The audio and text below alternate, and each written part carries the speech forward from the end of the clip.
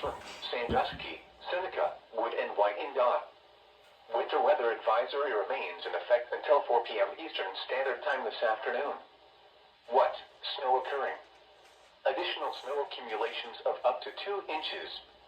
Where? Portions of north central and northwest Ohio. When? Until 4 p.m. Eastern Standard Time this afternoon. Impacts. Plan on slippery road conditions. Additional details.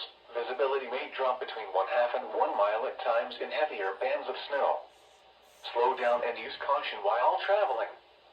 The latest road conditions for the state you are calling from can be obtained by calling 511. A winter weather message. For the following counties in Ohio: Ashtabula Inlet, Ashtabula Lakeshore, Holmes, Mahoning, Medina, Portage, Stark, Summit, Trumbull, and Wayne. Winter weather advisory remains in effect until 7 p.m. Eastern Standard Time this evening. What? Snow occurring.